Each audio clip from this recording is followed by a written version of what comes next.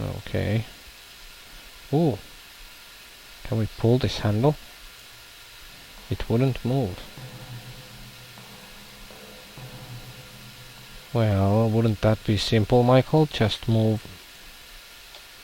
Yes, that's right. This thing. This display case was holding blah blah blah.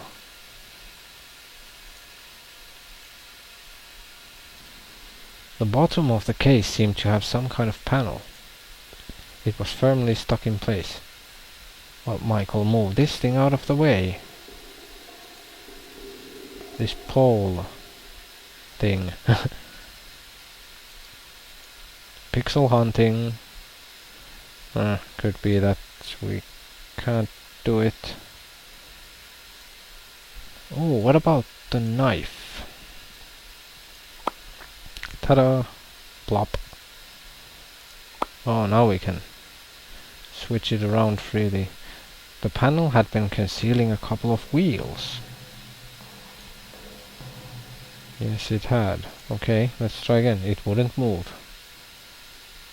Yeah, because of this thing here, which Michael refuses to move aside. Michael, it's not that hard. How to move it out of the way.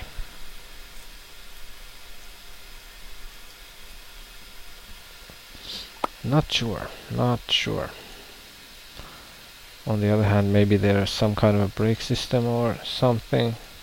I guess that could be too. Well, we can come back later to check on that.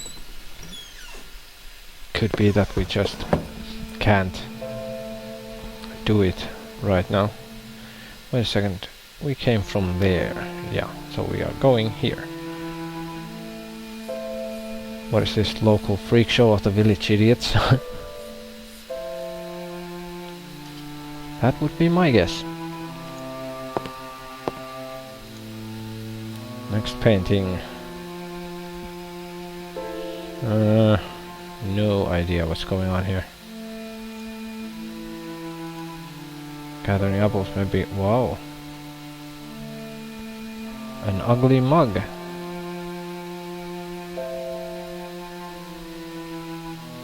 Guy holding a lot of loot or something there. Oh, it zooms to the very, almost to the middle of the picture. Like a picture of raid, invasion, whatever you wanna call it, or something. Oh, I think this will lead back to the lobby. Alright, is this perhaps the aftermath of that thing? Maybe it is. Okay, one room here. Let's check this out. I quickly realized that this had to be my room. It became evident why as I glimpsed the gorgeous view through the huge window. Oh, we found our room. Finally. Could it be any more creepier?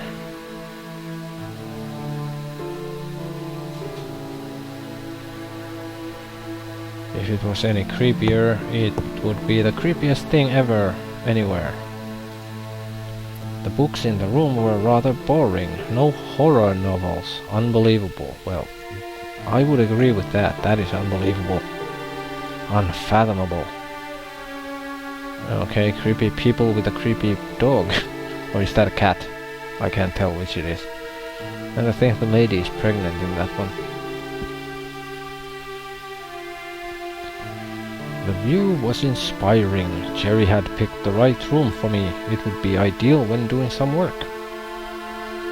Well, that is nice. What is this? Trash bin with paper here.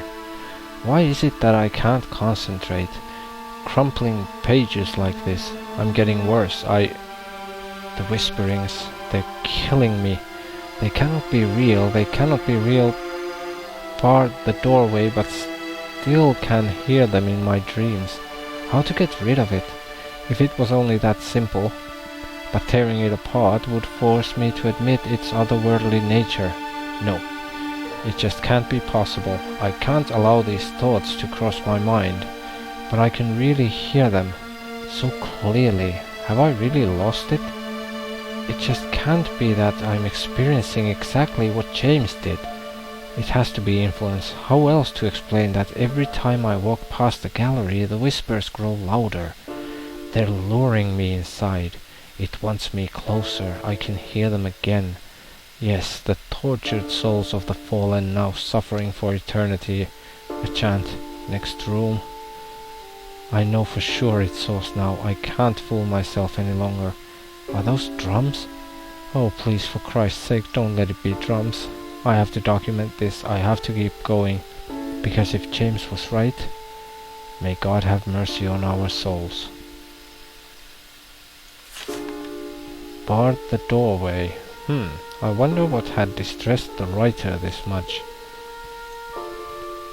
The things the writer mentioned. Whispers. And drums, probably. Michael! A beautiful oak desk was standing against the window with an extraordinary and inspiring view. Yes, we know the view is awesome, best thing in the world and all. Now shut up about the view, Michael.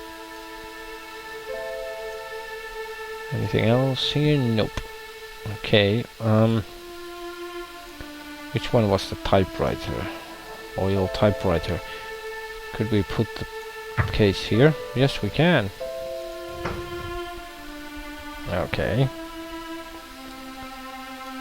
Can we examine these like this? No, we cannot.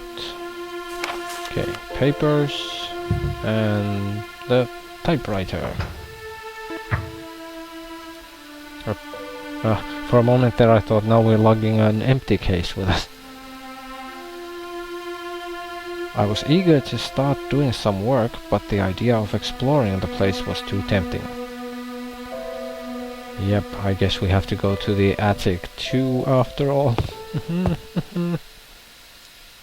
That little table could come in handy.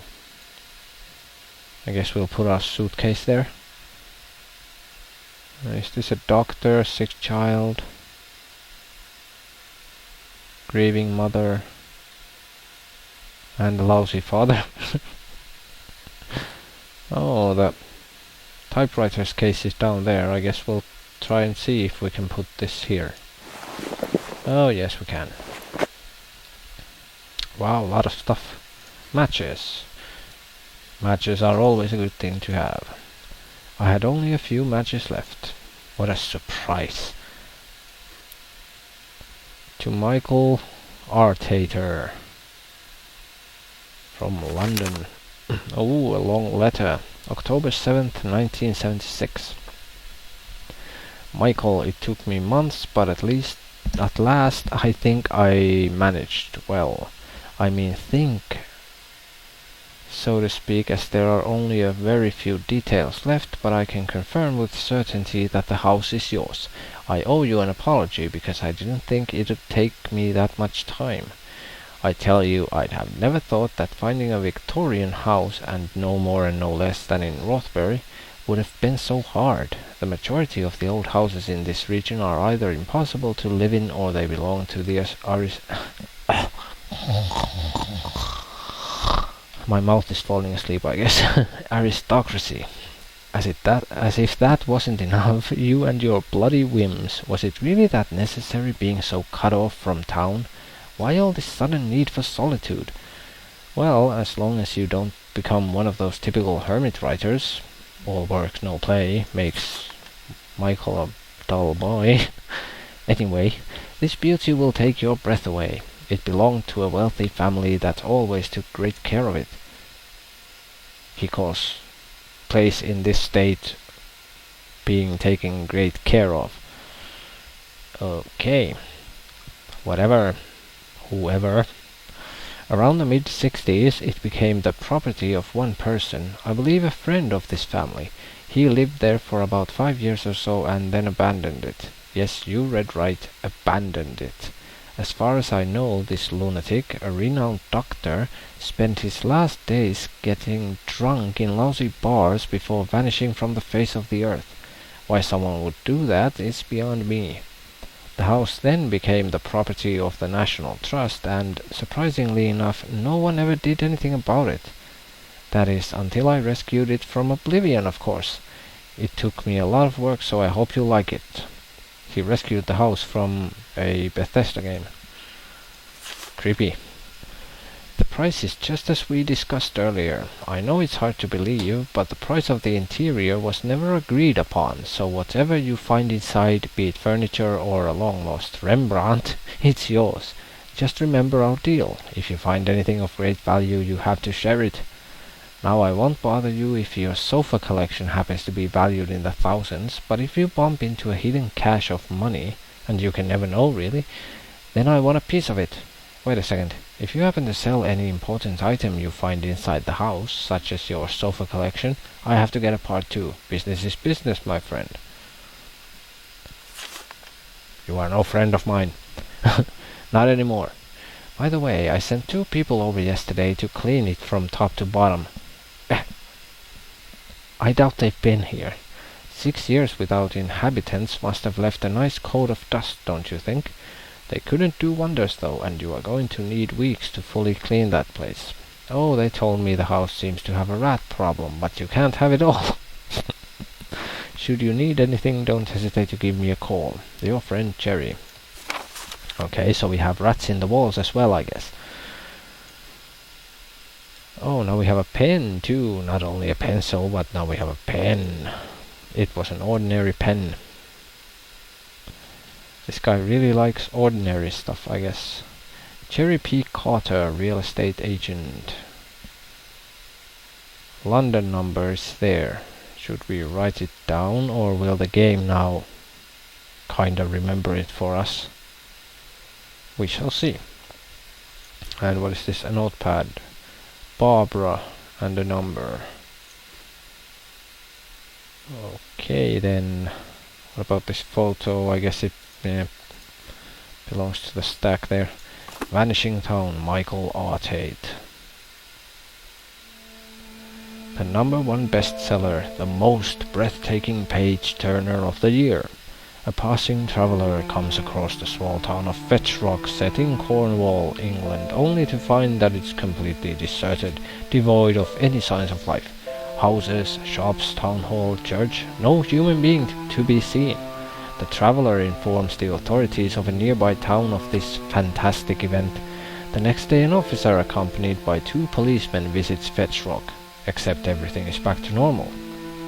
10 years later, John Parker, a journalist, reluctantly accepts the assignment to investigate these strange events, as they have now grown into a persistent local legend. Could it have been a practical joke by that anonymous traveller? Or did something truly strange take place in the vanishing town? Things become more mysterious when Parker learns no inhabitant of Fetch Rock remembers what happened on that day. What at first seems to be a lousy job for Parker eventually turns into a nightmare, as Fetch Rock is no ordinary town, but home to deadly secrets and a lurking evil. Yep. In this outstanding debut, Michael R. Tate has concocted a wonderfully twisted tale bound to keep you guessing until the last page. Psychotic Dreams magazine. If H.P. Lovecraft was alive and suddenly decided to write his take on The Wicker Man, the result would be this book. Deep, engaging reading, and downright terrifying. Tales from... Oh, really? I gotta love that name. However you want to pronounce it, because you can easily pronounce it, oh really. Or rather, really. Yes, really. Okay. Overhyped. In my opinion, that book, clearly. It was too early to go to bed. Who would want to sleep with something like this above their bed? And on the head side, so you would see it if you're on your back and open your eyes.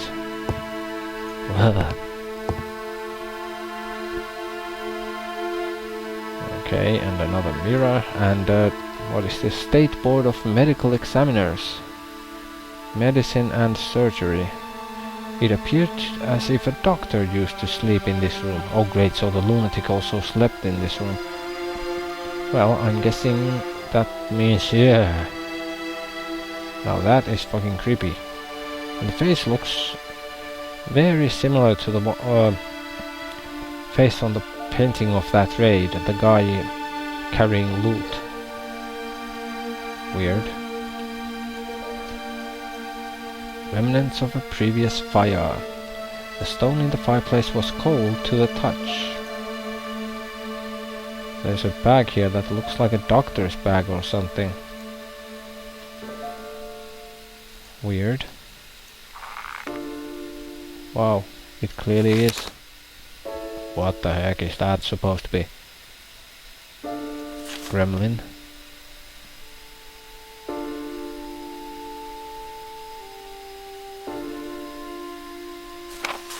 Interesting.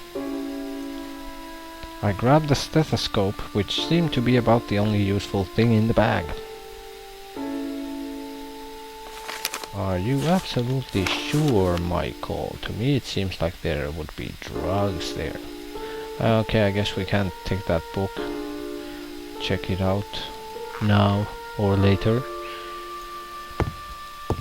Okay, let's examine the stethoscope. It was a fancy stethoscope.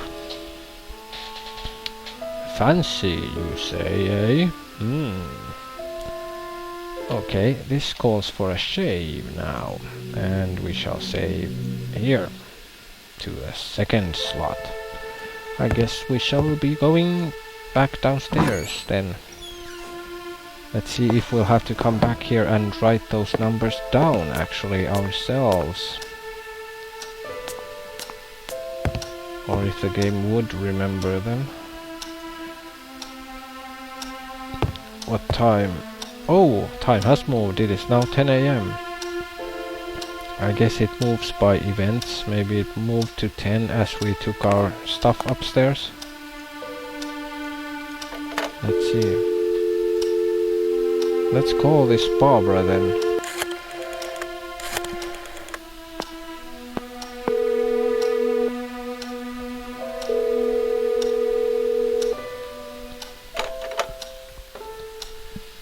Okay, she did not want to answer to us. Let's speak with Jerry and see if we can tell him about the missing power, missing water, and whatnot.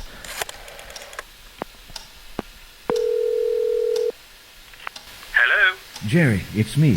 What's up, Michael? Everything seems to be fine, except the lights don't work. Oh, you don't have to worry. I forgot to tell you. I had an electrician, one that I trust, to meet you there this morning. You know how a lack of power can be a recurring issue in old places like that. He should be arriving soon. That's good to know. I'll set up my stuff and let you know how everything does later. Perfect. Have fun. Sure. Yeah, that's always so much fun, setting up your stuff. Okay, what should we do now then? We have made ourselves at home, so to speak, and now it's already 11 all of a sudden. Wow. Okay, I think we will save here. And should we go take a peek outside maybe? Oh yeah, we could check the fountain again. If now Michael would be willing to look a bit closer. Huh. Seems that he isn't. Okay. Guess we could check the mailbox. I went to the front gates just as Cherry had instructed, but there was no sign of the electrician. And I am not surprised. Even if I wanted to leave, I could not do so on foot. Let's see, we have something here. Mr. Art Hater, Mr. Carter sent me here today to fix a power problem in your residence. I was told to meet you at the gates, but I've been waiting a few minutes and still haven't seen any signs of you. I will wait some more and then leave. Please contact Mr. Carter as soon as possible. Yep. Fuck you, Mr. Electrician, too.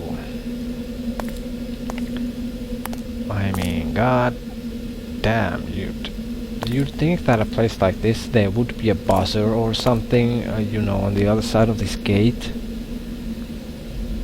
And if there isn't, people should probably, you know, agree on an actual time.